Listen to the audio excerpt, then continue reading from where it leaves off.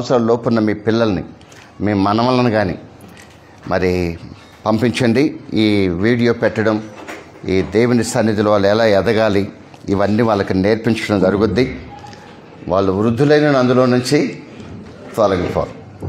కాబట్టి మీ పిల్లలు మరి మాలాంటి దైవజనులు కావాలంటే ట్రైనింగ్ కావాలంటే పిల్లల్ని మీరు మా దగ్గరికి పంపిస్తే మేము వాళ్ళకి తరఫేది ఇచ్చి వీడియో నేర్పిస్తాం, ఎడిటింగ్ నేర్పిస్తాం, తెలుగు నేర్పిస్తాం, ఇంగ్లీష్ నేర్పిస్తాం, మరి ఎలా ఈ కార్యక్రమాలను చేయాలో నేర్పిస్తాం, ఈ పిఏ సిస్టమ్ ఎట్లా ఆపరేట్ చేయాలని నేర్పిస్తాం. కాబట్టి మీ మనవలని, మీ పిల్లల్ని 12 సంవత్సరాలు పైబడి 15 సంవత్సరాల లోపున్న పిల్లలందరినీ దేవుని సేవకు సమర్పించి సాయంకాలం పూట ఒకసారి నా దగ్గరికి పంపించండి. నేను వారికి మంచి ట్రైనింగ్ ఇస్తాను. అది కాకుండా మనం ఇంగ్లీష్ సర్వీస్ కూడా స్టార్ట్ చేయబోతున్నాం. కాబట్టి మీరందరూ ప్రిపేర్ అయ్యి ఉండండి. ఇంగ్లీష్ పాటలు నేర్చుకోండి, ఇంగ్లీష్లో సాక్ష్యం చెప్పడం నేర్చుకోండి, ఇంగ్లీష్లో బైబిల్ చదవడం నేర్చుకోండి. మిమ్మల్ని దేవుని సన్నిధిలో ఎదుగుదాం. ప్రపంచమంతా ఇంగ్లీష్ మీదనే ఉంది, తెలుగు ఏం లాభం లేదు ఈ రోజుల్లో.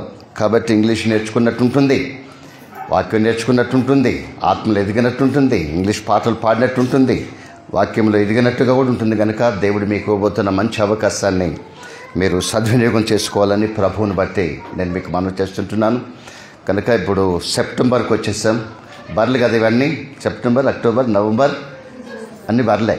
కనుక ఇది అయిపోగానే వెంటనే మనం నూతన సంవత్సరం నుంచి ఇంగ్లీష్ సర్వీస్ కూడా స్టార్ట్ చేసుకుందాం. వీలున్నంత వరకు డిసెంబర్లోనే దాన్ని ప్రాక్టికల్స్, రిహార్సల్ అవి జరుగుతాయి క్రిస్మస్ సమయంలోనే. కాబట్టి మీరందరూ సిద్ధపడి ఉండాలని నేను మీకు మనం చేస్తున్నాం.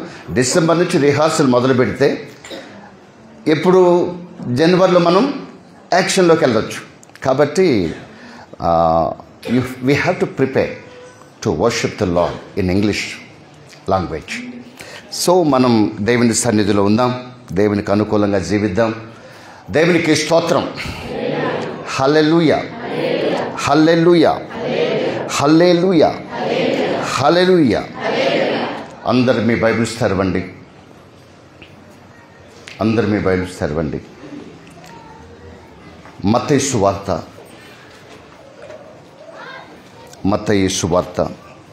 9వ అధ్యాయం 16వ వాక్యం, 17వ వాక్యం. ఇద్దరు చదవండి. 16వ వాక్యం ఒకళ్ళు, 17వ వాక్యం మరొకళ్ళు చదవండి.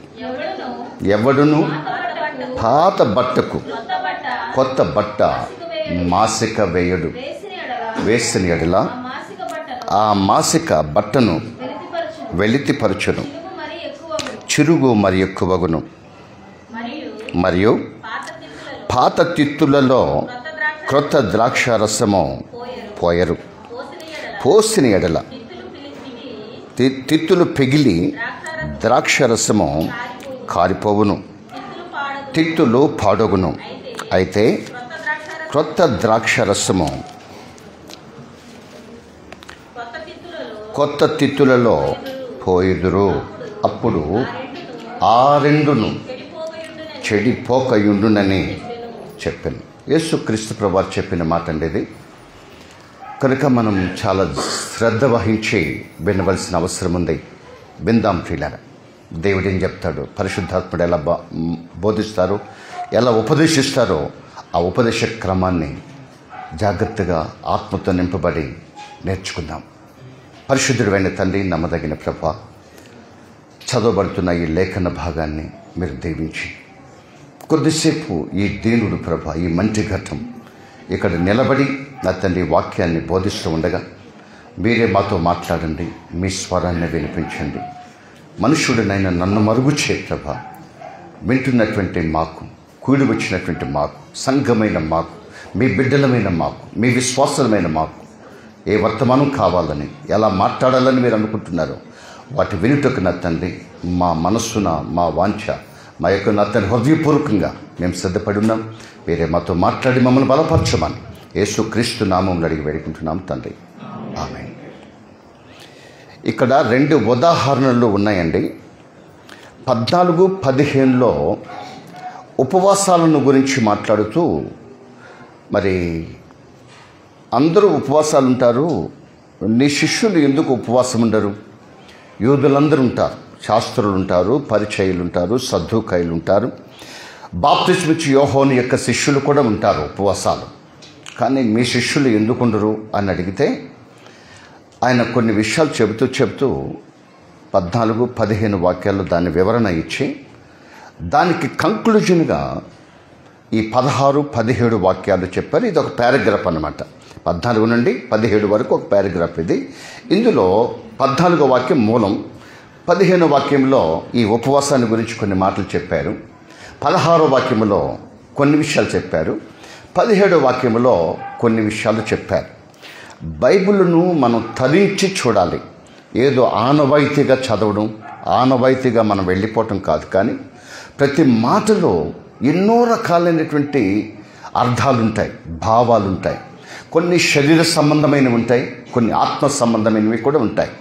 కనుక బైబిల్ని ఏదో తాత్కాలికంగా చదివి వదిలిపెట్టడం కాదు. అందులో ఉన్నటువంటి గూఢాంశం, మర్మం ఏమిటి, ఎవరిని గురించి మాట్లాడుతున్నారు, ఎలా మాట్లాడుతున్నారు అనేటువంటి విషయాలు మనం చాలా శ్రద్ధగా ఆలోచించవలసిన అవసరం ఎంతైనా ఉంది.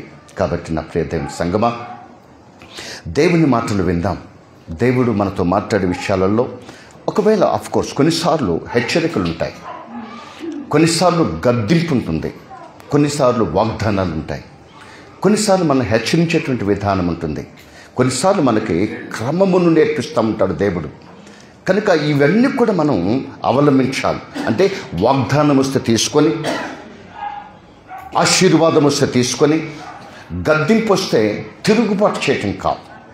గద్దింపును కూడా మనం జాగ్రత్తగా యోచించాలి. గద్దింపు నీకు అసహ్యం కదా అని అంటాడు కదా, అసహించుకోకూడదు గద్దింపుని. మెత్తంగా మాట్లాడే బదులు గద్దించడమే మంచిదండి మీకు అనుకుంటున్నారేమో. కనుక నేను గద్దించడం మిమ్మల్ని నేను గద్దించడానికి నేనెవరు మీకు? కాబట్టి దేవుడు గద్దించేటప్పుడు, పరిశుద్ధాత్ముడు మనతో మాట్లాడుతున్నప్పుడు మనం జాగ్రత్త వహించవలసిన అవసరం ఎంతైనా ఉంది. కనుక 16వ వాక్యంలో ఒక మాట చెప్పారు. ఇప్పుడు చదివాం కదా మనం, అమ్మాయి పాప చదివింది. చూడండి, ఎవడును గమనించండి, పాత బట్టకు కొత్త బట్ట మాసిక వేయడు, వేసిన ఎడల ఆ మాసిక ఆ బట్టను వెలితిపరచును, చినుగు మరి ఎక్కువగును. బాగా వినాలి మాట ప్రియులారా. పాత బట్ట, పాత గుడ్డ, పాత వస్త్రం, గమనించండి. కొత్త వస్త్రం, కొత్త గుడ్డ, కొత్త బట్ట. కనుక ఈ కొత్త బట్ట, ఈ పాత బట్ట, ఇవన్నీ దేవుడు మాట్లాడుతున్నటువంటి మర్మగర్భితమైనటువంటి విషయాలు ఇవి. కనుక జాగ్రత్తగా ఉండాలి మనం. ఇది ఎవరో చెప్పింది కాదు, యేసుక్రీస్తే సాక్షాత్తుగా చెప్తున్న మాటలు. కాబట్టి మనం వినాలి, గ్రహించాలి, అర్థం చేసుకోవాలి. పాత బట్టకి కొత్త బట్టకి పాత బట్ట కానీ, పాత బట్టకి కొత్త బట్ట కానీ మాసిక వేయొద్దు అని అంటారు. మాసిక అని అంటే ఒక 20-30 సంవత్సరాల లోపు ఉన్న మీకు మాసిక అంటే తెలియదు. అసలు మీకు అసలు దాని గురించిన ఆలోచన మీకు లేదు. మాసిక అనేది మీకు తెలియదు. ఒక 30 సంవత్సరాలు పైబడి ఒక 40 సంవత్సరాలు ఉన్న వాళ్ళకి, పల్లెటూర్లలో నుంచి వచ్చిన వాళ్ళకి ఈ మాసిక అంటే ఏంటిదో తెలుసు. ఏంటిది మాసిక అంటే దాని అర్థం ఏంటంటే, బట్టలు ఆ రోజుల్లో పేదరికం, ఉండేదే ఒక బట్ట, ఉండేదే ఒక చీర, ఉండేదే ఒక పంచ లేకపోతే లుంగి. కనుక అదొక్కటే ఉంటుంది. అప్పుడు కొనుక్కోవడానికి డబ్బులు లేవు, లేకపోతే నేతగాళ్ళు లేరు, బట్టలు కూడా అంత విరివిగా విస్తారంగా బట్టలు కూడా దొరికే పరిస్థితి కాదు. భోజనమే దొరికేది కాదు. డబ్బులు అనేది మనుషుల దగ్గర కనబడేవి కాదు ఆ దినాలలో. నేను బాల్యంలో ఉన్నప్పుడు డబ్బు అనేది ఎవరికి కనిపించేది కాదు. కరెన్సీకి అసలు నో వాల్యూ అట్టాలి, అసలు కరెన్సీ లేదు సరిగా.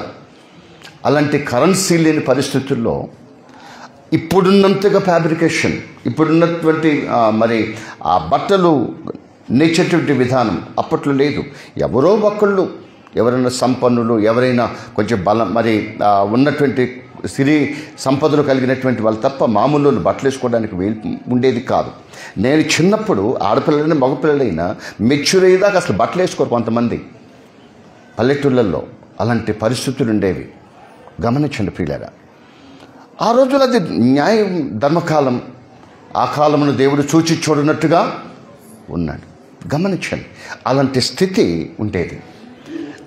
వాళ్ళు ఏం చేసేవారంటే బట్టలు చినిగిపోయినప్పుడు వేరే ఆ చినిగిపోయింది ఆ చిరుగు కనపడకుండా ఉండడానికి మాసికలు వేసుకునేవాళ్ళు.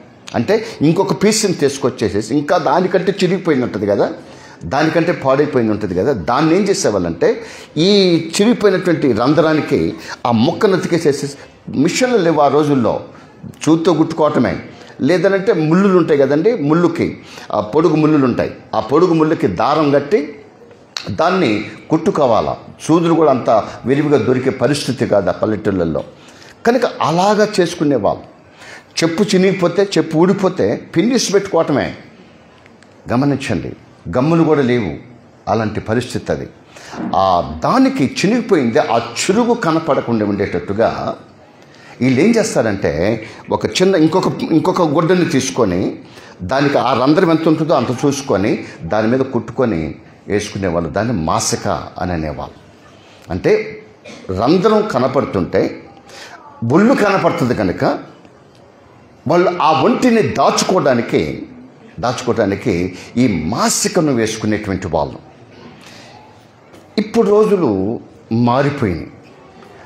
ఉన్న ప్యాంటుకి, ఉన్న బ్లౌజ్కి, ఉన్న సున్నీకి, ఉన్నటువంటి షర్ట్కి, సల్వార్కి రంధ్రాలు పెట్టుకుంటున్నారు. భుజం కాడ, ఈ భుజం కాడ ఒక రంధ్రం, అన్ని బొక్కలే.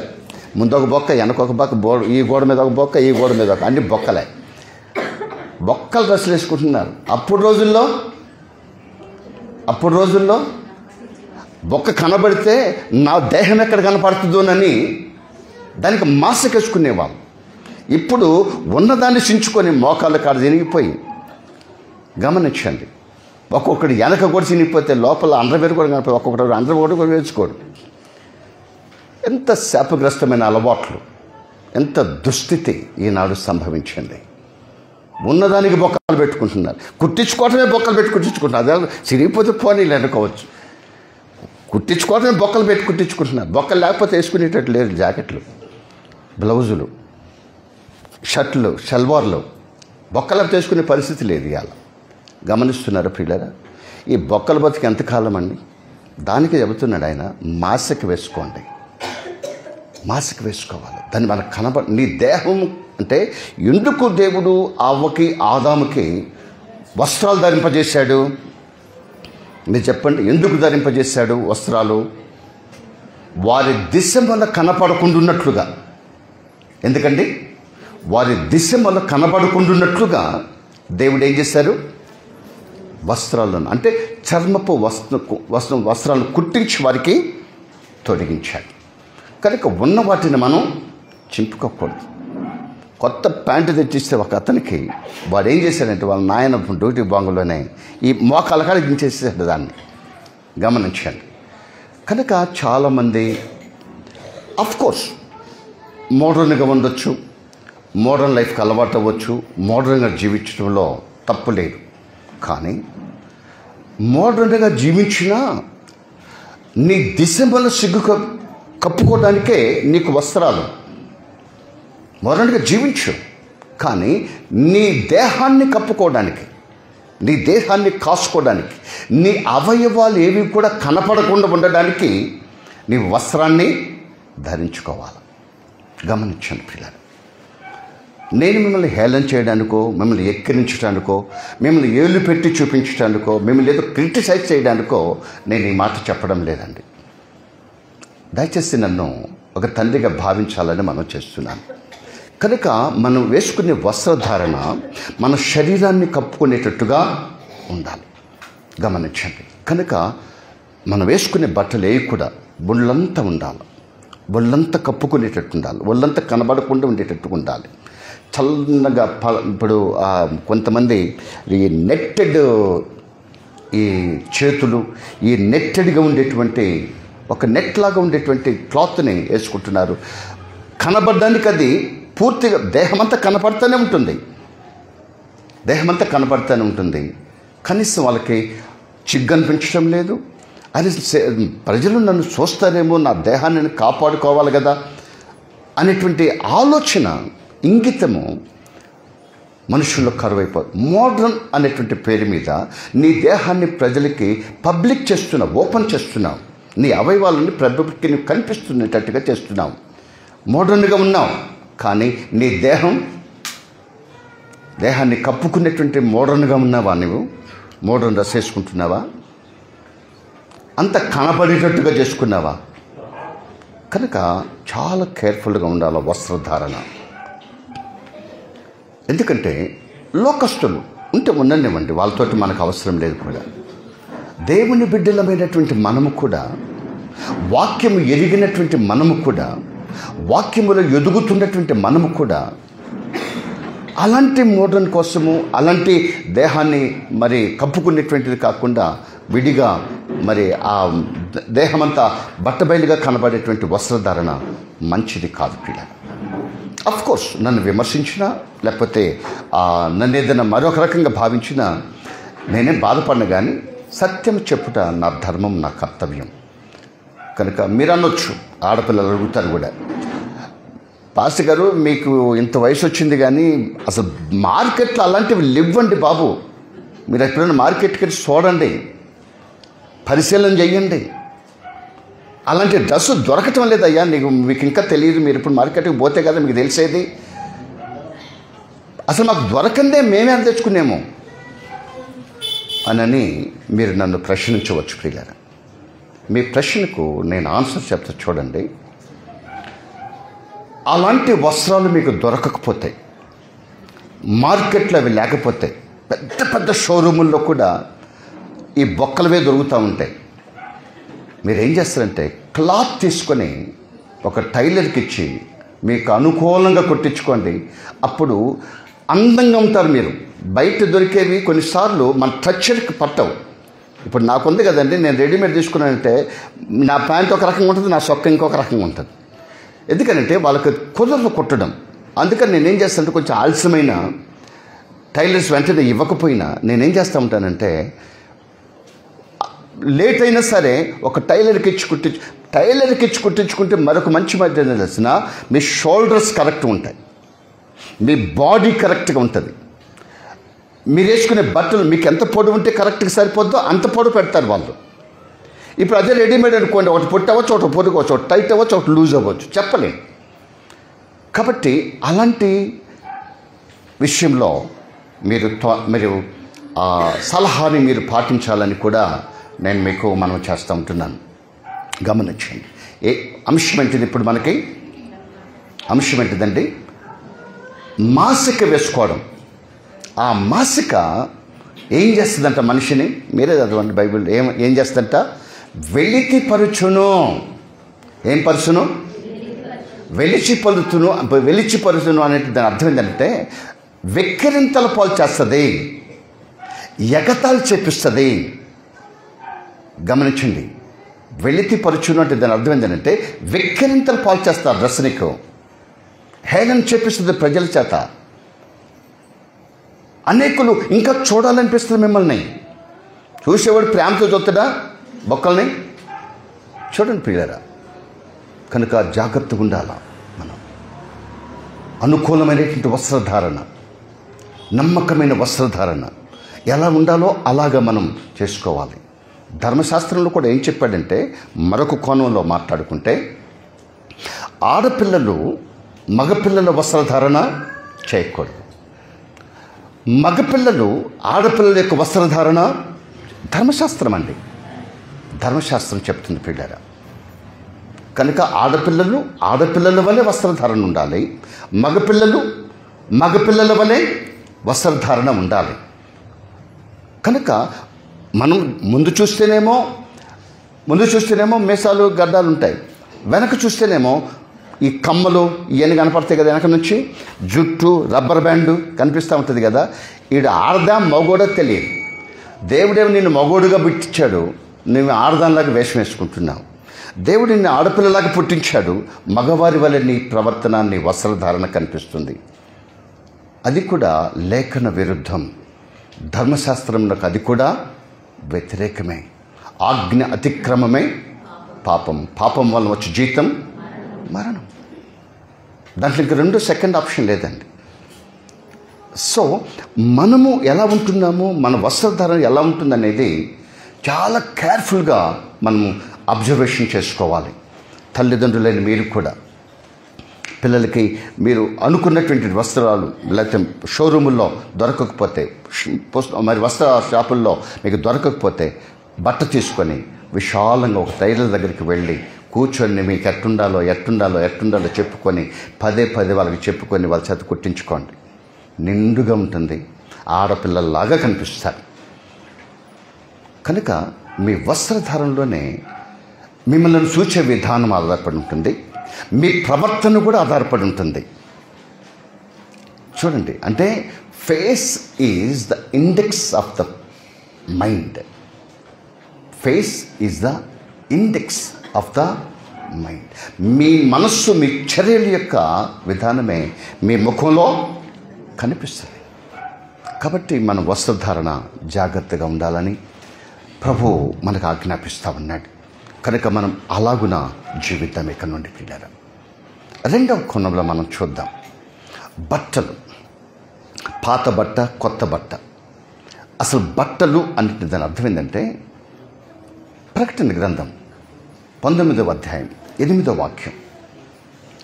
బట్టలు అని అంటున్నారు కదా, ఏంటి అసలు ఈ బట్టలు? మరియు ఆమె ధరించుకొనుటకు ప్రకాశములను నిర్మలములు అయిన సన్నపు నారబట్టలు ఆమెకి ఇయ్యబడెను. అవి పరిశుద్ధుల నీతి క్రియలు. గమనించండి పిల్లరా, అసలు బట్ట ఏంటిది? నీ క్రియలే. ఆమె అని పదాన్ని చదివాం కదా, అక్కడ ఎవరిమా? సంఘమైన నీవే. యేసుక్రీస్తు రక్తంతో కడగబడిన నీవే, విమోచించబడిన నీవే, మారు మనసు పొందిన నీవే, యేసుక్రీస్తుని సొంత రక్షకునిగా అంగీకరించినటువంటి నీవే, కుమారుని ఒప్పుకుంటున్న నీవే, పరిశుద్ధాత్మను ఒప్పుకుంటున్న నీవే, యెహోవా దేవునిని ఒప్పుకుంటున్న నీవే, సంఘముగా కూడుకున్న నీవే, ఆయనకి రక్త మాంసములలో పాలుదానవుతున్న నీవే, సంఘమైన నీవే. ఆమె కనుక మనం జాగ్రత్తగా ఉండాలి. నీ క్రియలు అంటే ఈ బట్ట నీ క్రియలు. ఒకప్పుడు పాత బట్టగా ఉన్నావు, పాత క్రియలు చేశావు, శరీర కార్యములు స్పష్టమై ఉన్నవి. చదవండి, అది 5వ అధ్యాయం 19వ వాక్యం, గలతీయులకు రాసిన పత్రిక.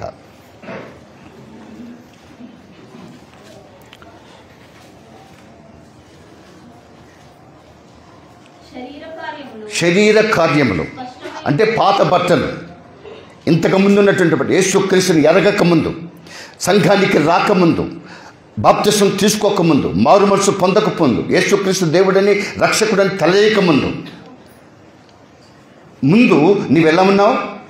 శరీర కార్యములు స్పష్టమై ఉన్నాయి. అవేంటంటే జారత్వము, అపవిత్రత, కాముకత్వము, విగ్రహారాధన, వ్యభిచారం, ద్వేషములు, కలహము, మత్సరము, క్రోధములు, కక్షలు, భేదములు, విమతములు, అసూయలు, మత్తతులు, అల్లరితో కూడిన మొదలైనవి. ఈ యాటిట్యూడ్ అంతా, ఈ క్యారెక్టర్ అంతా, నీ బిహేవియర్, నీ ఓల్డ్ బిహేవియర్, నీ గతం, మునుపు, గమనించిన పిల్లరా, వీటన్నిటినీ పాత బట్టలు ఇవే. మళ్ళీ నువ్వు రక్షించబడ్డావు, యేసుక్రీస్తు రక్తం చేత కడగబడ్డావు, యేసు రక్తం నిన్ను ప్రతి పాపం నుంచి నిన్ను పవిత్రంగా చేసింది. నువ్వు క్రీస్తుల్లో ఉన్నావు. యేసుక్రీస్తుని అంగీకరించిన నీవు క్రీస్తులో ఉన్నావు. కాబట్టి నువ్వు క్రీస్తు వలె జీవించాలి. ఇదిగో పాతవి గతించను, కొరింథీ సంఘానికి రాస్తున్నాడు. పాతవి గతించను, సమస్తమును కొత్తమైనవి. క్రీస్తు యేసులో నూతన సృష్టిగా నువ్వు మార్చబడ్డావు. ఒక నూతనమైన వ్యక్తిగా నువ్వు మలచబడ్డావు, మార్పు చెందావు. ఒక నూతనమైన వ్యక్తిగా దేవుడు నిన్ను చేశాడు. కనుక మనం నూతనమైన వ్యక్తులంగా ఉండాలి. పాత వాటిని పాత జీవితం, పాత మాటలు, పాత చూపులు, పాత క్యారెక్టర్, పాత బిహేవియర్, పాత అలవాట్లు, హ్యాబిట్స్ ఏదైతే ఉన్నాయో ఇక వద్దు నీకో. పాతవి గతించెను. క్రీస్తునందున్న వారికి నూతన సృష్టి. నువ్వు నూతన సృష్టిగా మార్చబడ్డావు. తిరిగి జన్మించిన అనుభవంలోకి నువ్వు వచ్చావు. ఇప్పుడు లోకస్తుడు కాదు. పాత బట్టలు ఇక వద్దు. ఆ పాత క్రియలు నీకొద్దు. అవి అటు నువ్వు సమాధి చేసే ఇక్కడికి వచ్చావు. పాతవి గతించాయి. నూతన సృష్టిగా నీవు మార్చబడ్డావు యేసుక్రీస్తునందు. మళ్ళీ పాతవేంటి? ఈ పాత ఆచారాలు, అన్ని ఆచారాలు, పాత అలవాట్లు, విడిచిపెట్టిన మళ్ళీ వ్యసనాలు. ఒకప్పుడు విడిచిపెట్టే వాటిని కడగబడ్డావు. ఒకప్పుడు కుక్క వలె వంతు చేసుకున్నావు.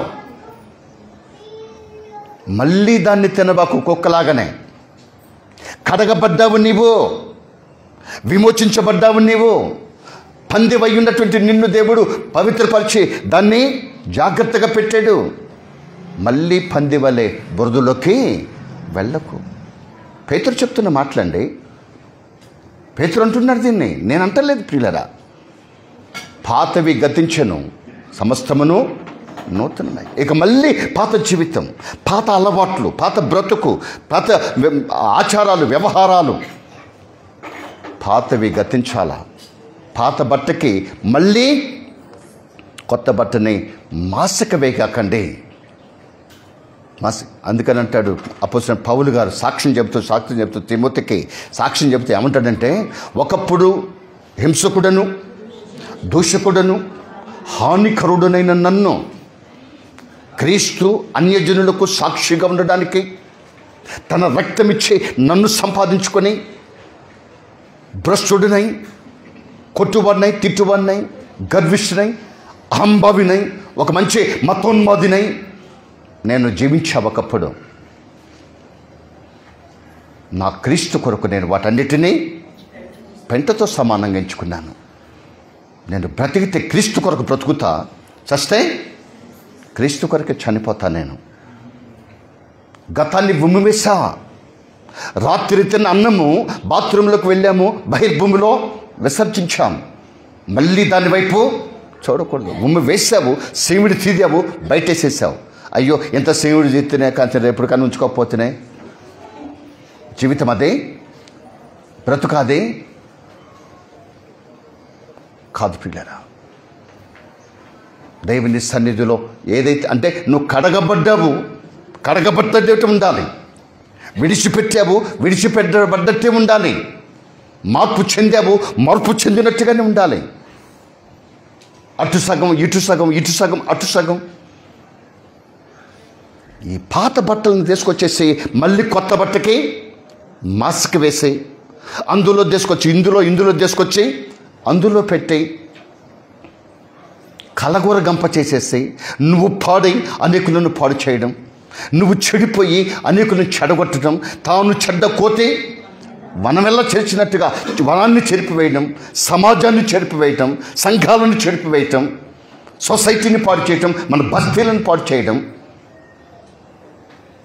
ఎంతవరకు సమంజసం? అదే మారావేదో మారావు.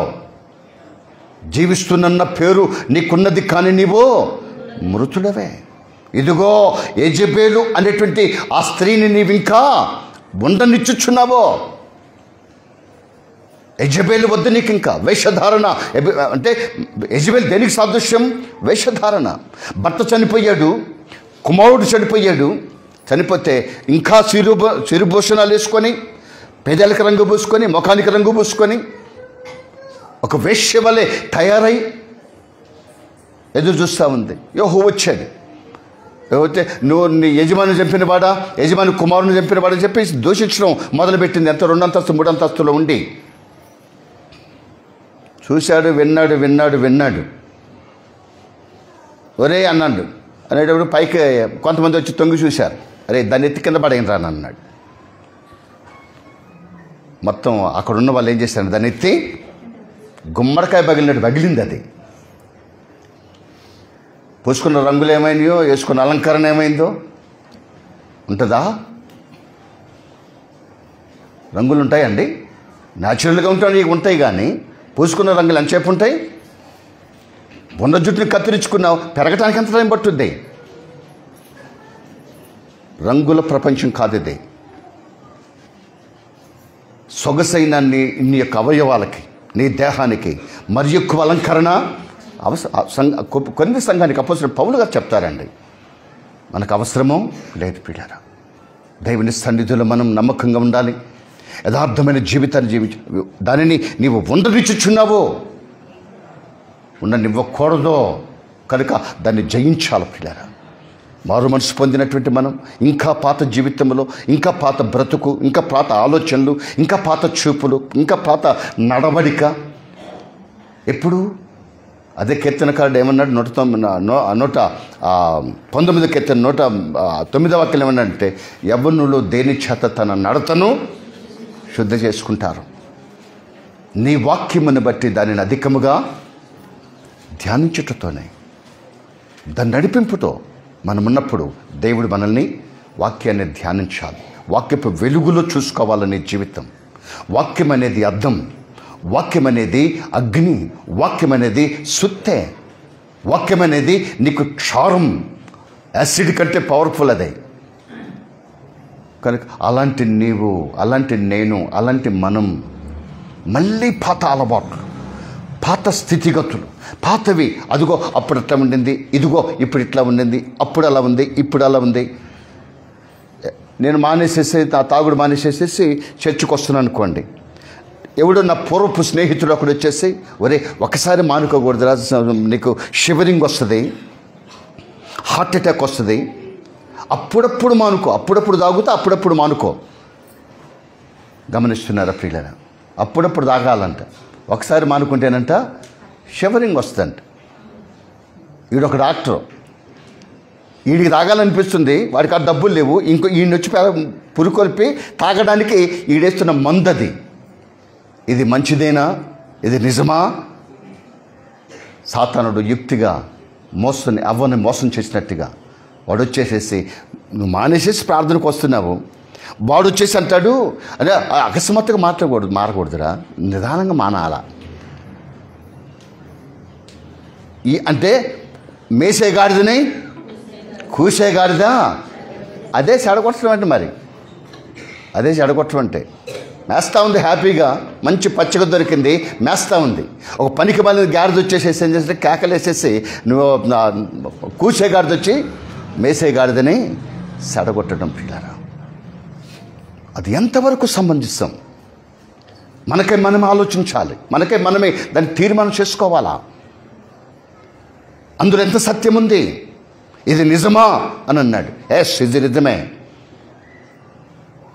రూపము లేని నాకు రూపం ఇచ్చి, అసలు ఆకారమే లేని నిరాకారముగా వస్తుంది. అసలు నా క్యారెక్టరే లేదు.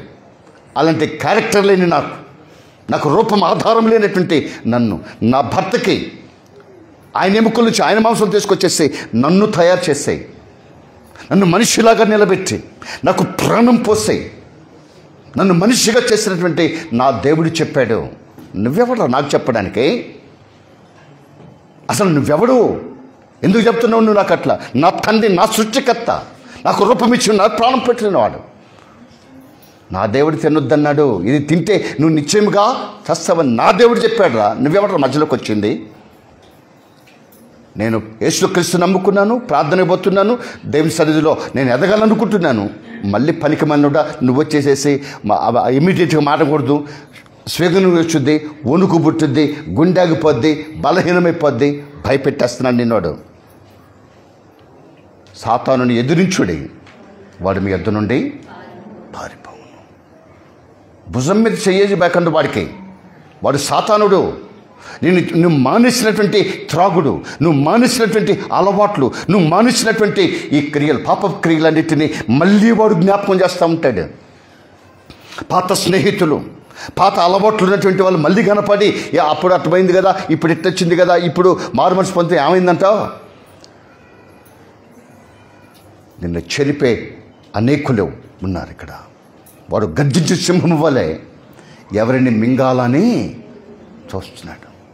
నువ్వు దొరికితే నిన్ను మింగేస్తాడు. ఒకప్పుడిప్పుడు చేశాం, ఏమన్నా వచ్చినప్పుడు ఆ పాతవాడు ఎవడన్నా మీకు కలిసినప్పుడు ఒకప్పుడు చేశాను, ఇప్పుడు నేను చేయదలుచుకోలేదు, ప్రార్థనకు పోతున్నాను, సారీ నువ్వేమనుకోబాకరా. అవసరమైతే మంచిదైతే 10 రూపాయలు ఇచ్చి కొనుక్కోవాలి, చెడుదైతే 10 రూపాయలు ఇచ్చి మానేయాలంటాడు. నేనంటాను మంచిదైతే నీ యావదాస్తి నమ్మి దాన్ని సంపాదించుకో, చెడుదైతే నీ యావదాస్తి నమ్మి దాన్ని దూరం చేసుకో. ఒకడు లోకమంతా సంపాదించుకొని తన ప్రాణాన్ని పోగొట్టుకుంటే వానికి ఏమిటి ప్రయోజనం? నువ్వు సస్తావని నీకు తెలుసు, గతమని నీకు తెలుసు. మళ్ళీ వాడెవడో వచ్చి నిన్ను పురుకొల్పితే, ప్రోత్సాహపరిస్తే మళ్ళీ నువ్వు పాపంలో పడతావా? కనుక కొత్త గుడ్డ ఏదైతే ఉందో నువ్వు కొత్త గుడ్డగా ఉన్నావు, నీ క్రియలు కొత్తగా ఉన్నాయి. గుడ్డను ఏమన్నావు? బట్టను ఏమన్నామండి? బట్టను ఏమన్నావు? క్రియలు.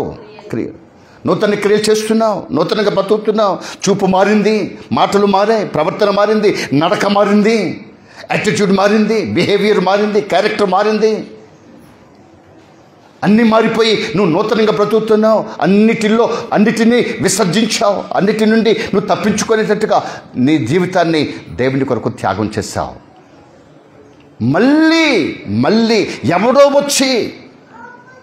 వచ్చి నిన్ను ప్రోత్సాహపరిస్తే, ఎవడో వచ్చి నిన్ను చెదరగొట్టాలని చూస్తే, ఎవడో వచ్చి నీ నీతిని, ఎవడో వచ్చి నీ భక్తిని, ఎవడో వచ్చి నీ పరిశుద్ధతని, ఎవడో వచ్చి నీ మార్పుని, ఎవడో వచ్చి నీ యొక్క జీవన విధానాన్ని మార్చాలని, చెరపాలని చూసినప్పుడు వాడిని ఎదురించుడి, వాడు మీ యొద్ద నుండి పారిపోతాడు.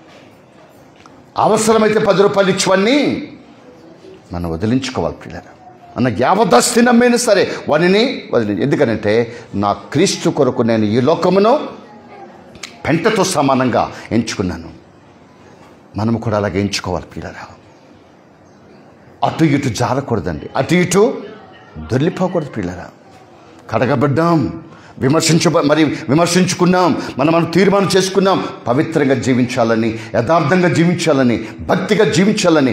నువ్వు ఎంతో నీ జీవితాన్ని త్యాగం చేసుకొని ప్రభు కొరకు జీవిస్తున్నావు. ఆని ముత్యంలాగా ఉన్నావు, కడిగిన ముత్యము వలె ఉన్నావు. మళ్ళీ ఈ పాపమనే కోపములోకి, మళ్ళీ ఈ శాపమనే కోపములోకి దిగజారకో, జారిపోకు, పడిపోకు, నాశనం చేసుకోకు నీ జీవితాన్ని.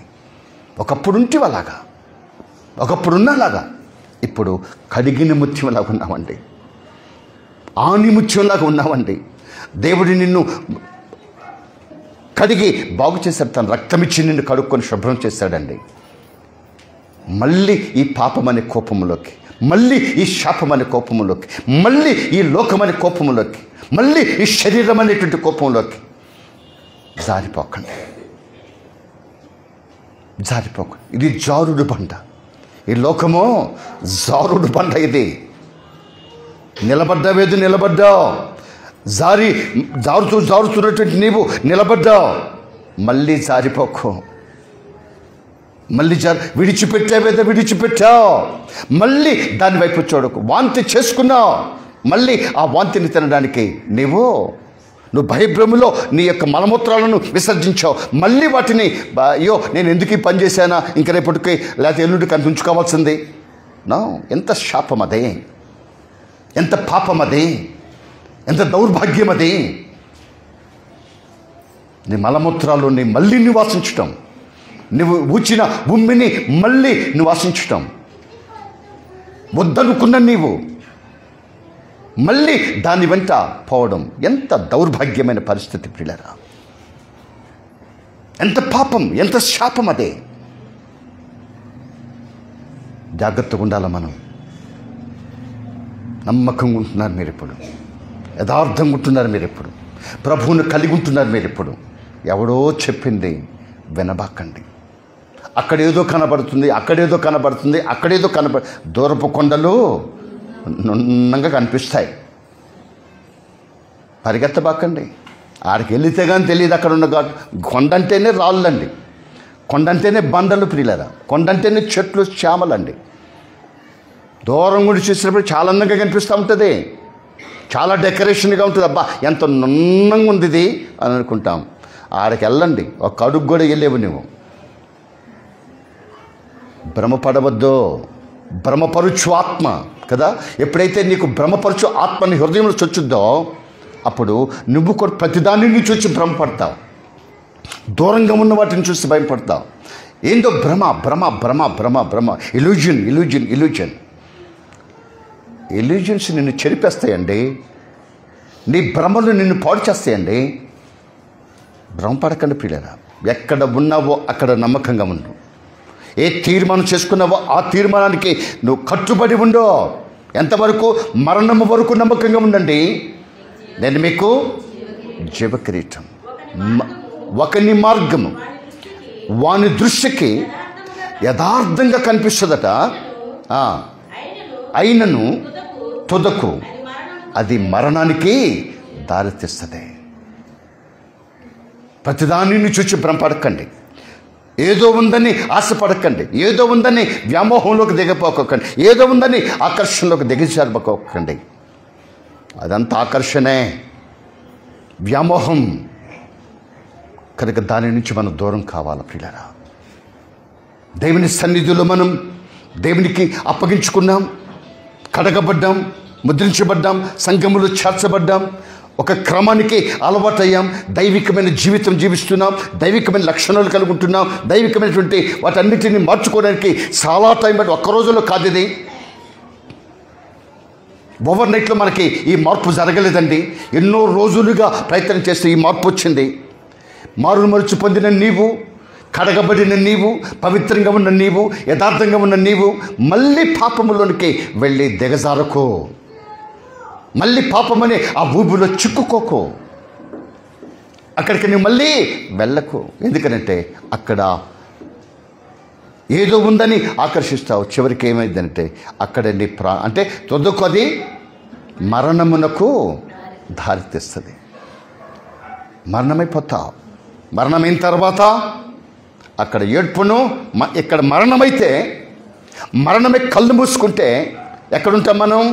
రెండే స్థలాలు. యేసుక్రీస్తు ప్రభువు చెప్పారు.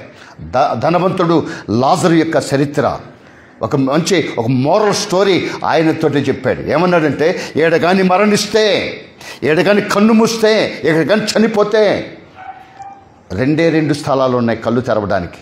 ఒకటి పరలోకం, మరొకటి పాతాళం. యేసన్న బ్రదర్ కోసం చాలా ప్రార్థన చేస్తున్నాం. రెండే దారులనే పాట ఎంత చక్కగా పాడేవాడో. ఆ పాట గుర్తొచ్చినప్పుడు యేసన్న గారు గుర్తొస్తాడు. మీకు కూడా అంతే అవసరం కదా, మీకు కూడా అలాగే అనిపిస్తుంది. ఫేమస్ అనమాట ఆయన దాంట్లో. కనుక మరి ఈ రోజున బలహీనుడై దేవుని సన్నిధికి రాలే. అది బాధ. నాకు ఒక ఆత్మని నేను కోల్పోతే నాకు బాధ కాదా? గమనించండి. ఆ పాట గుర్తొచ్చినప్పుడల్లా నాకు యేసన్న బ్రదర్ జ్ఞాపకం వస్తూ ఉంటాడు. కనుక దేవుని సన్నిధిలో నా ప్రియదేం బిడ్డలారా, ఏదో ఒక దినాన్ని మరణిస్తావు నీవు. నేను మరణించను అన్నవాళ్ళు చేయలేదని, నేను మరణించానని అందరం పుట్టిన వాళ్ళ చేతులతో పోయి నేను పుట్టానండి, నాకు ప్రాణం ఉందండి కదా, అందరం పుట్టాం కదా, ప్రాణం ఉంది. ఏదో ఒక దినాన్ని నువ్వు తప్పకుండా చచ్చిపో. You should die a day. ఒకరోజు నువ్వు మరణించాల్సిందే. ఈ మరణించినాక నీ జీవితం ఏంటి? నువ్వు మరణించినాక నీ స్థితి ఏమిటి? పరలోకమా, పాతాళమా? గమనించండి పిల్లలు. దేవుని సన్నిధిలో మనం ఉన్న జీవితాన్ని, ఉన్న స్థితిని జాగ్రత్త పరుచుకొని, పదిలం చేసుకొని నిలబడ్డాం, మళ్ళీ పడిపోకుండా చూసుకోవాలి. ఆయన అంటాడు, భక్తుడు కీర్తనకారుడు ఏమంటాడంటే, జారుటకు నా కాలు కొంచెమే స్థలం ఉంది, నా కాలు జారుటకు కొంచెమే స్థలం. బయటికి వెళ్ళామంటే పాపమే, బయట చూచామంటే పాపమే. ఆకర్షణ ఆకర్షణ ఆకర్షణ, ఎక్కడ చూసినా కూడా అట్రాక్టివ్గా ఉంది, బ్యూటిఫుల్గా కనిపిస్తుంది, అన్నీ బ్యూటిఫుల్గానే ఉంటాయి, అట్రాక్టివ్ చేస్తూ ఉంటాయి అవి నిన్ను. తుదకు అది నీకు మరణాన్ని తీసుకుని వెళ్తుంది. కడగబడ్డావు, మళ్ళీ దాన్ని మాసకైబాకు. ఒకప్పుడు అన్ని కుటుంబాల నుంచి వచ్చారు, మళ్ళీ యేసుక్రీస్తు నమ్ముకున్న తర్వాత, బాప్తిసం పొందిన తర్వాత మళ్ళీ పాపపు అలవాట్లు, అదే పాతకాలపు ఉద్దేశాలు, అదే పాతకాలపు జీవన విధానం కలగూరగంపజేయకూడదండి. క్రీస్తుకి బెలియాలుకి ఏమి సంబంధం లేదు అసలు. ఇప్పుడు క్రీస్తుకి బెలియాలకు సంబంధం లేదు, విశ్వాసకి అవిశ్వాసితో పాలే లేదు, అసలు ఉండకూడదు అట్లా. కానీ ఉంటున్నాం, అన్ని కుటుంబాల నుంచి వస్తున్నాము, అన్ని కుటుంబాలు చెప్పినట్టుగా చేస్తున్నాం, అన్ని కుటుంబాల నుంచి వస్తున్నాం, అన్ని కుటుంబాలు ప్రవర్తించినట్టుగానే వాటిని తీసుకొచ్చి మళ్ళీ ఇక్కడ యాడ్ చేస్తూ ఉన్నాం. అది కరెక్ట్ కాదు పిల్లరా. విసర్జించినాము, మళ్ళీ వాటి వైపు చూడకూడదు.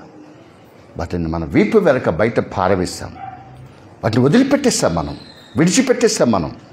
కానీ మళ్ళీ వాటిని మనం తెచ్చుకొని నెత్తిని పెట్టుకోకూడదు పిల్లరా. కాబట్టి మన అంశం ఏంటంటే, మొదటి విషయంలో వస్త్రధారణ ఎలా ఉందో, మగవాళ్ళు కావచ్చు ఆడవాళ్ళు కావచ్చు, వస్త్రధారణ ఎలా ఉందో శారీరకంగా ఒక భావం మనం చూసాం. రెండవది ఆధ్యాత్మిక, అసలు బట్టలు అంటే దాని అర్థం ఏంటిది అని మనం చూసాము.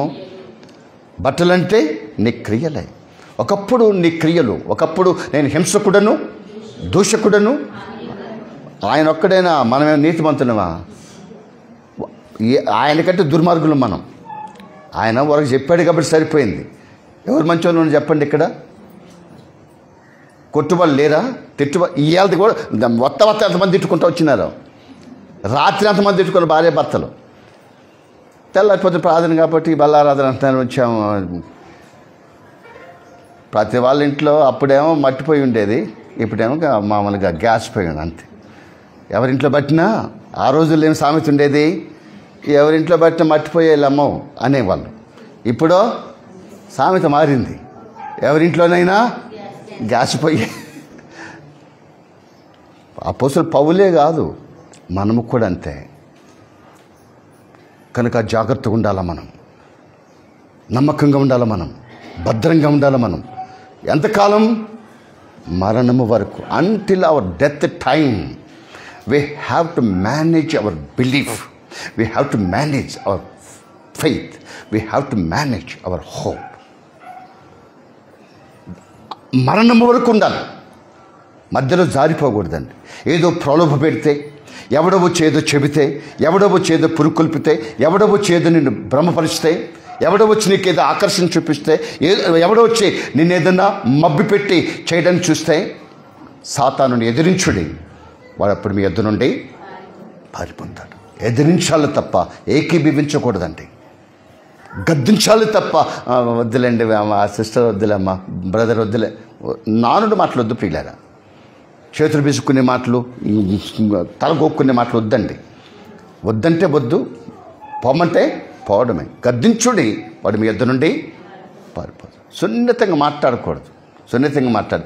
కొన్ని విషయాలలో కొట్టాలి, కానీ ఎట్లంటే రబ్బర్ సుత్తితో కొట్టాలి. కొన్నిసార్లు కొట్టాల్సిందే, కానీ ఇనప సుత్తితో కొట్టాలి, రబ్బర్ సుత్తితో కొట్టకూడదు.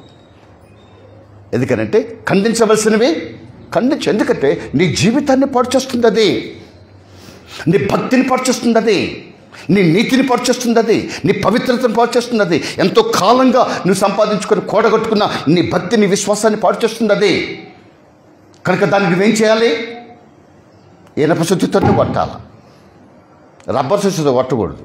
కొన్ని ఉంటాయి చూసారా, కొన్ని సున్నితంగా చెప్పవలసినవి, వాటిని కొట్టాల్సిందే. కానీ రబ్బర్ సుత్తితో కొడితే ఏమైందంటే దెబ్బ తగులుతుంది, దాన్ని మళ్ళీ సున్నితంగా చెప్పినట్టుగా చెప్తూ ఉండాలి.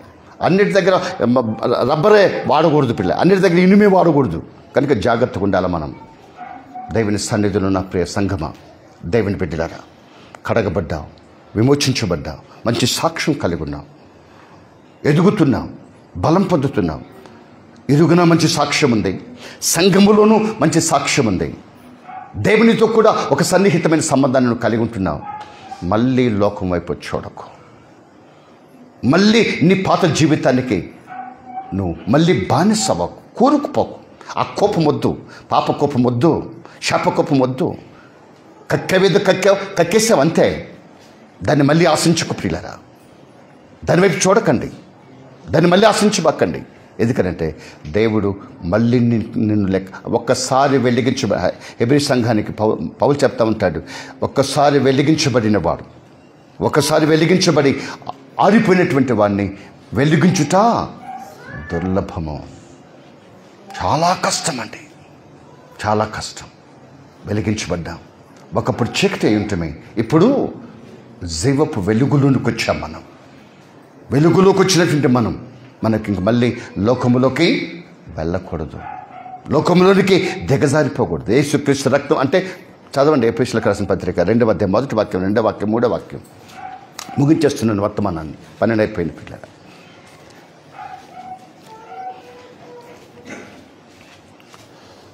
ఎఫెసీయులకు రాసిన పత్రిక 2వ అధ్యాయం 1వ వాక్యం, 2వ వాక్యం, 3వ వాక్యం, 4వ వాక్యం.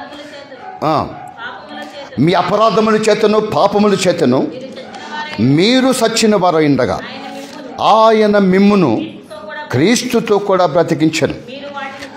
మీరు వాటిని చేయుచు వాయుమండల సంబంధమైన అధిపతిని అనగా అవిధేయులైన వారిని ఇప్పుడు ప్రేరేపించే శక్తికి మా అధిపతిని అనుసరించి ఈ ప్రపంచ ధర్మము చొప్పున ముడుపు నడుచుకుంటేరి. వారితో కలిసి మనమందరమును శరీరం యొక్కయు మనసు యొక్కయు కోరికలను నెరవేర్చు మన శరీరాశలకు అనుసరించి మునుపు ప్రవర్తించితిమే. కడమవారి వలె స్వాభావికంగా దైవోగ్రతకు పాత్రులమై ఉంటమే. అయినను చూడండి, అయినను దేవుడు కరుణా సంపన్నుడై ఉండి మనము మన అపరాధముల చేత చచ్చిన వారమై ఉండినప్పుడు సహితము మన ఎడల చూపిన తన మహాప్రేమ చేత మనలను క్రీస్తుతో కూడా బ్రతికించెను. కృపచేత మీరు రక్షించబడి ఉన్నారు. దేవునికి స్తోత్రం, దేవుని స్తోత్రం, దేవుని స్తోత్రం. ఒకప్పుడున్నాం, క్రీస్తులో మనం ఏకమై ఉన్నాం. ఒకప్పుడున్నాం, చెడుగు చేశాం. ఒకప్పుడున్నాం, మంచివాడు లేడు, నీతిమంతుడు లేడు, ఒక్కడైనా లేడు. ఇప్పుడు మనం నీతిమంతుల కోవలో చేర్చబడ్డాం, నీతిమంతులముగా తీర్చబడ్డాం. యేసుక్రీస్తు రక్తం చేత కడగబడి నీతిమంతులమయ్యాం. నీతిమంతుల కవలిలో దేవుడు మన పేరు రాశాడు. నువ్వు నీతిమంతురాలవు, ఇప్పుడు నీతిమంతుడవు. దేవుడు నీ దేవుడు పరిశుద్ధుడు కనుక నీవు కూడా ఆయన అంగీకరించి సేవించి ఆయన సొంత రక్షకుడిగా అంగీకరించాడు. నీవు కూడా పవిత్రుడవే, నీవు కూడా పవిత్రురాలువే. ఆయన నీతిమంతుడు, నీవు కూడా నీతిమంతుడివే, నీవు కూడా నీతిమంతురాలువే. నీతిమంతుల కవలిలోకి అంటే పాపుల కవలిలో నుంచి, దుర్మార్గుల జీవితం నుంచి, వారి యొక్క ఉచ్చులో నుంచి, వరల నుంచి దేవుడు మనం తప్పించాడు, విడిపించాడు, కడిగాడు, శుభ్రం చేశాడు, నిలబెట్టాడు, స్నానం చేసి నిలబెట్టాడు మనల్ని. మళ్ళీ బురదలోకి వెళ్ళకండి ప్రియులరా, మళ్ళీ పాపమనే దాని జోలి వెళ్ళవద్దు. జాగ్రత్తగా ఉండాలి మనం, అనుకూలంగా జీవించాలి మనం, భయం కలిగి జీవించాలి మనం.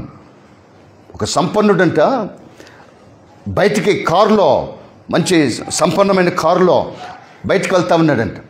వెళ్తా ఉంటే ఒక తెల్లని పందిపిల్ల కనిపించిందంట అతనికి. పందిపిల్ల కనిపిస్తే అబ్బా పందిపిల్ల ఎంత బాగుంది అని ఇంటికి తీసుకెళ్ళాడు. ఇంటికి తీసుకుపోయి దానికి వాళ్ళు తినే బిస్కెట్లు, వాళ్ళు తినే కేకులు, వాళ్ళు తినేటువంటి పిజ్జాలు, బర్గర్లు ఇవన్నీ కూడా వాళ్ళకి దానికి పెట్టుతూ దానికి అలవాటు చేశాడు. అదంతా ఇంత కొంచెం పెద్దగైన తర్వాత మళ్ళీ దాన్ని ఏం చేశారంటే అప్పుడప్పుడు బయటికి తీసుకుపోతూ ఉండేటటువంటి పరిస్థితులు వచ్చినప్పుడు వీళ్ళు కూడా వేరే దగ్గరకు ఒక చోటకి వెళ్ళాల్సి వచ్చింది. వెళ్తా ఉంటే అక్కడ ఈ వెళ్ళినటువంటి వీళ్ళు వాళ్ళ ఫంక్షన్లోనో పార్టీల్లోనో వాళ్ళు ఎక్కడో ఉన్నారు. ఇదేం చేస్తుంది పక్కనే ఉన్నటువంటి బురదగుంటుంటే దాన్ని చూసి కారులో నుంచి దిగి, వీళ్ళు ఫంక్షన్ చేసుకొని భోజనాలు చేసి అన్నీ తిరిగి వచ్చేటప్పటికల్లా పంది లేదు. ఏమైపోయిందిరా ఈ పంది అని చూస్తానికి వెళ్ళేటప్పటికల్లా ఈ పంది ఎక్కడుందంట? దాని బుద్ధి, దాని జన్మ. ఈడు ఈ జన్మలో మారడయ్యా అని అంటాం చూసావా? ఈడి జన్మలో మారడంటాం చూసావా? అదన్నమాట స్థితి. ఇక మళ్ళీ దాన్ని బురదలోకి వెళ్ళిపోయింది కదా, దాన్ని జోలు పోకుండా ఇంటికి వెళ్ళిపోయారు. దానికి ఏం దొరికింది? పట్టె మంచం, బిస్కెట్లు, చాక్లెట్లు, ఇవన్నీ దానికేమి రుచించలా. దానికే రుచించవు. మంచి మాటలు మంచి చెడ్డోడికి రుచిస్తాయా? ఏం బాబు అని అడిగాడంటే ఒక అతను. ఏం బాబు అని అడిగితే, యారో నువ్వు నేను నీకు పుట్టినానా బాబు అంటున్నావు నన్ను అని అన్నాడంట. అట్లుంటుంది వరుస. ఎందుకంటే మంచి మాటలు కూడా మనుషులకి ఎక్కేటట్టు లేవు. అమ్మ అంటే చాలు, ఏం నువ్వేమో నాకు పుట్టావంటారా అనే పరిస్థితి ఏర్పడింది అన్నమాట. కనుక అలాంటి నీచమైనటువంటి సంస్కృతిలో ఉన్నాం మనం. ఒక నీచమైన స్థితి నుంచి బయటకు వచ్చాము, పవిత్రమయ్యాం, పరిశుద్ధమయ్యాం. అలాగే ఉందాం ప్రియులారా. మీరు అలాగే ఉందురుగాక, అలాగే బ్రతుకుదురుగాక, అలాంటి తీర్మానమే తీసుకుందురుగాక. దేవుడి మిమ్మల్ని నడిపించునుగాక. మళ్ళీ వెనుదిరగకుండా ఉందురుగాక. లోకాన్ని చూడకుందురుగాక, మీ గతాన్ని చూడకుందురుగాక, మీ భవిష్యత్తుని చూస్తూ ముందుకు, యేసుక్రీస్తుని చూస్తూ ముందుకు సాగి వెళ్ళుదురుగాక. మీ భక్తిని కాపాడుకుందురుగాక, మీ నీతిని కాపాడుకుందురుగాక, మీ విశ్వాసాన్ని కాపాడుకుందురుగాక. మీరు పవిత్రులుగానే జీవించుదురుగాక, పరిశుద్ధమైన జీవితమే జీవించుదురుగాక. మీరందరూ నిత్య జీవానికి వెళ్ళుదురుగాక. అందరూ మోకరించండి, ప్రార్థన చేసుకుందాము. ఏదైనా లోకములో ఉంటే ఇదే మిక్కిలి అనుకూల సమయం. నేడే రక్షణ దినం. ఏదైనా గతం ఒకవేళ ఉంటే ఇప్పుడే విడిచిపెట్టండి. ఎందుకంటే ఆయన మాంసం తినబోతున్నాం మనం, ఆయన రక్తాన్ని త్రాగబోతున్నాం మనం. నా ప్రియ సహోదరుడా, నా ప్రియ సహోదరి, ఆయన రక్త మాంసములలో మనం పాలివారం కాబోతున్నాం. వద్దు గతం, వద్దు పాపం, వద్దు శాపం. నూతనపరచబడి నవీన స్వభావంతో ఇంత గొప్ప సాక్ష్య సమూహము మేఘము వలె మనల్ని ఆవరించుండగా సులువుగా చిక్కులు పెట్టి పాపమును విడిచి విశ్వాసమునకు కర్తయు దానిని కొనసాగించే యేసు వైపు చూస్తూ ముందుకు సాగి వెళ్దాం. Decide your self today, right now decide to be a good life. ఒక మంచి జీవితానికి ఈ రోజు నుంచే ఒక తీర్మానం చేసుకోండి. ఈ రోజు నుంచే ఒక బ్రతుకుని క్రొత్తగా నేర్చుకోండి. పాత వాటి వైపు చూడకండి. కక్కేశాం, సేమిడే తీదేశాం, బహిర్భూమిలో విడిచిపెట్టేశాం. మళ్ళీ దాని వైపు చూడకండి. వద్దదే. నిన్ను చెరిపేది ఏది నీ దరికి రానివ్వకు. నిన్ను పాడు చేసేదాన్ని దేనిని నువ్వు దరికి రానివ్వకు. నీకు చెడగొట్టేటువంటి ఎవడైనా, ఏ ఆడమనిషి అయినా, ఏ మగవాడైనా, నిన్ను చెడగొట్టేవాడు ఎవడైనా ఉంటే ఇప్పుడే ఈ క్షణమందే వాడిని గద్దించు. దుష్టుడైన వాడు పారిపోతాడు. దుష్టురాలైనటువంటి ఆ స్త్రీ పారిపోతుంది. మళ్ళీ దరిదాపుటానికి ఎంత నష్టమైన పర్వాలేదు, వాళ్ళు ఏమన్నుకున్నా పర్వాలేదు, వాళ్ళు ఎంత బంధువులైనా పర్వాలేదు, ఎంత రక్త సంబంధులైనా పర్వాలేదు, ఎంత తోడపుట్టిన వారైనా పర్వాలేదు, ఎంత ఆపత్మిత్రులైనా పర్వాలేదు. నిన్ను చెడుపువాడు నీకొద్దు, నిన్ను పాడు చేసేవాడు నీకొద్దు, నిన్ను చెరిపే ఏ స్త్రీ కానీ పురుషుడు కానీ నీకు వద్దు. అఫ్కోర్స్ బంధువు కావచ్చు, తోడబుట్టిన వారు కావచ్చు, కొలీగ్స్ కావచ్చు, ప్రాణ స్నేహితుడు కావచ్చు, వెల్విషర్ కావచ్చు, విసర్జించవద్దు అని గద్దించేస్తాయి. నిన్ను చెరిపేస్తాడు. నీ జీవితం పాడైపోతుంది. నిత్య జీవాన్ని పోగొట్టుకొని నిత్య నరకములోకి వెళ్ళుట నీకు అంత అవసరమా? నిత్య జీవము కంటే, దేవునితో ఉండుట కంటే, పరలోక మహిమలో ఉండుట కంటే, ఆ మహామహిమలో దేవుని తేజస్సును చూసే కంటే, ఆరని అగ్ని కాల్చుట, యుగ యుగాలు ఏడ్పు పండ్లు కొరుకుట ఉండే స్థలానికి నీకు ముఖ్యమా? నిన్ను చెరుపున్నది, నిన్ను పాడు చేయనది అది వస్తువే కావచ్చు, మనిషే కావచ్చు, సంఘమే కావచ్చు, సమాజమే కావచ్చు. దాన్ని విసర్జించి దూరంగా ఉండు. చెడుకే చూసి పారిపో. తిమోతి, నువ్వు ఎవరి పని నుంచి నువ్వు పారిపో, నీ ఎవరి ఇచ్చల నుంచి నువ్వు పారిపో అని పౌలు హెచ్చరిస్తున్నాడు తిమోతిని.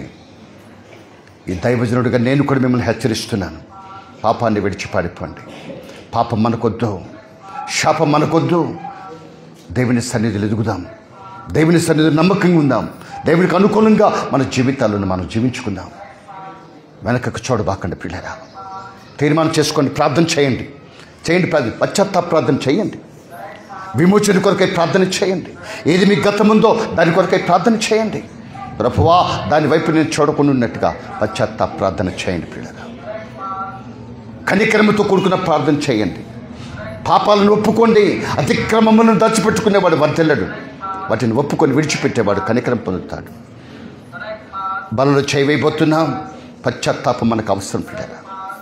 తీర్మానపు ప్రార్థన మనకు అవసరమండి. మారు మనసులో కొన్ని ప్రార్థన మనకు అవసరమండి. చెయ్యండి ప్రార్థన పిల్లరా.